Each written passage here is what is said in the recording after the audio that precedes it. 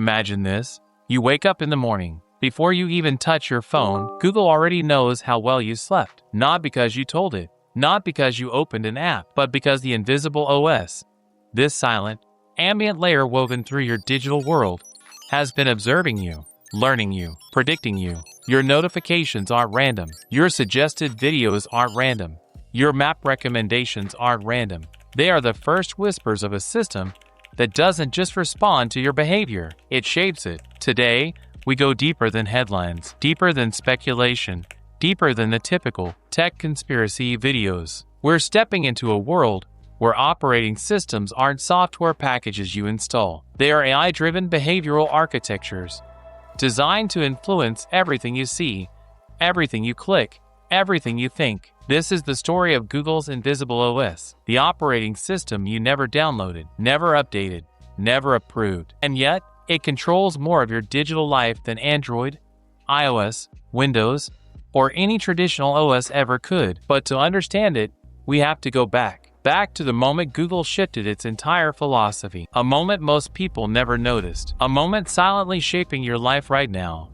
For decades, tech companies fought to control devices, the phone, the laptop, the browser, the screen. Then around 2018 to 2023, something changed. Google realized something profound. If you control the device, you control a moment, but if you control the user, you control the world. So instead of building the next Android, Google built something far more powerful, a layer above devices, a layer that follows you across screens, accounts, platforms, and apps, a system that doesn't live inside your phone, but inside your behavior. Think about it. When you switch phones, your personality moves with you. When you open YouTube on a smart TV, the recommendations feel like they know you. When you search on Chrome at work, the results echo what you searched on your phone at home. When you use Maps, it already knows where you like to eat, where you go at certain hours, what roads you avoid. This isn't syncing. This isn't convenience. This is the Invisible OS. An AI-powered behavioral mesh wrapping around your daily life. Not device-dependent, not app-dependent, not even account-dependent in some cases. Google built an operating system for you, not your phone. You. Every Google product is a sensor. Your location from Maps, your browsing from Chrome, your viewing addictions from YouTube, your conversations metadata from Gmail, your voice interactions with Assistant, your image history and photos, your lifestyle patterns from Calendar, your spending habits from Wallet, individually harmless. Together, they form the most detailed behavioral model ever created. Not what you searched, not what you clicked, not what you said, but who you are in patterns, probabilities, and predictions. The Invisible OS doesn't show you information. It anticipates you. It calculates where you're likely to go, what you're likely to want, what content you'll watch longest, what you're emotionally vulnerable to, what time you're most easily influenced, and who you are becoming over time. Google no longer reacts to queries. It preloads answers before you ask. Search hasn't been a pull system for years. It's a push system disguised as search. This is the scariest part. Once an AI predicts your behavior, it begins to shape it. Your phone is no longer a neutral tool.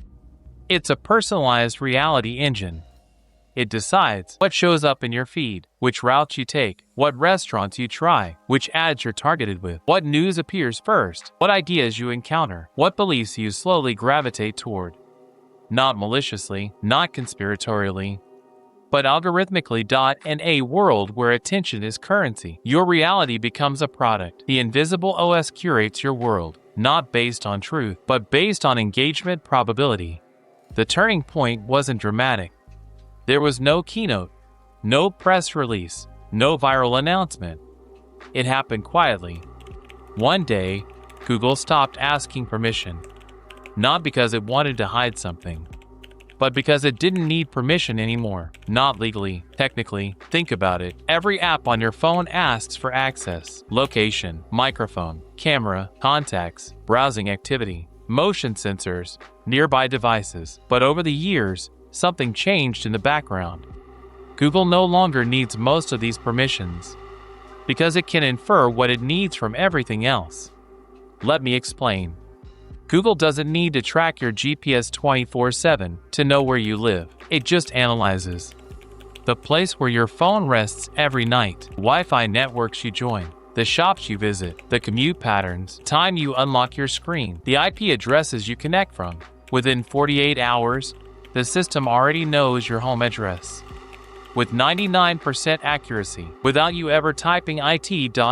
IT doesn't need access to your photos to know your interests, your searches, your clicks, your watch later playlists, your maps destinations, your accidental YouTube rabbit holes. They tell a far clearer story. It doesn't need permission to read your mind. Your behavior is the message. And as a result, Google built something frighteningly powerful, a user profile that is more accurate than your own self-perception. The invisible OS doesn't need your approval. It just needs your patterns, tiny behaviors, micro decisions, inconsistent habits, late night impulses, early morning routines. You think you're unpredictable, that you make choices freely, that you act based on emotion, spontaneity, randomness. But Google's AI sees the patterns, the math behind the chaos, the probabilities behind your personality. You might think you're complex, but to the invisible OS, you're a sequence of predictable signals, not a mystery. A map. Here's the truth most people don't see. Google doesn't want to control phones. Apple already won that war. Google wants to control reality, not the hardware, not the software, the interface between you and the world. Let's break it down. In the early 2000s, Google controlled the gateway to information. If you wanted to know anything, Google stood in front of the door. That was the old OS. Around 2014, Google discovered something bigger. People don't want information, they want direction. And so YouTube's recommendation engine quietly became the most powerful media distributor on Earth. You don't choose what to watch, you choose from what you're given. Your choices are curated. Before you even see them, this is where things get terrifying. Google realized that the next frontier is not screens, it's context. Your environment, your surroundings, your real-time decisions, the physical world around you. Google Maps now controls human flow in every major city. It decides your route, your stops, your alternative paths, your awareness of traffic, danger, or opportunity.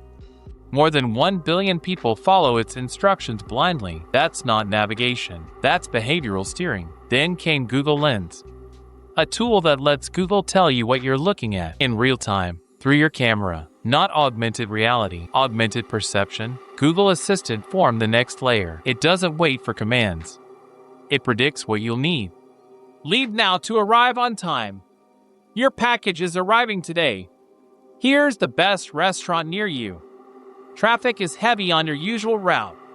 It's not reactive, it's proactive. Then came the Pixel line, the true Trojan horse of the invisible OS. A phone, yes, but also a camera that recognizes your life, a microphone array always listening for events, an on-device AI that learns your patterns, real-time personal profiling, AI assistants predicting your behavior. Google didn't build a phone, it built a portable user model extractor. And this leads to the ultimate destination, a world where you don't search, you don't type, you don't scroll, you don't navigate, you don't decide what to open next. The OS surrounds you, follows you, guides you, predicts for you, thinks before you do. It's not a device, it's not software. It's an AI layer woven into your life, a layer that knows what you're about to want, what you're likely to avoid, what fears nudge you, what desires motivate you when you're tired, when you're impulsive, when you're vulnerable, when you're most persuadable. Because an OS is no longer a tool, it's a filter for your reality. Here's the dark truth. Google doesn't control you directly. It doesn't need to. It controls the options you're allowed to see. Control the options. Control the choices. YouTube decides what videos appear first. So you think you're choosing, but you're actually choosing from a curated set. Google Maps decides your route. You think you're driving freely, but you're following a path chosen for you. Google Search decides what information ranks highest. You think you're reading the truth, but you're reading what the algorithm elevates. Google Discover decides your news. You think you're staying informed, but you're staying influenced. This is not mind control. It's environment control. The same way a casino is designed to make you behave a certain way, the invisible OS designs your digital world to shape the person you are becoming. It doesn't force you. It nudges you. Millions of tiny invisible nudges every single day until one day you realize you don't choose your digital life. You receive it.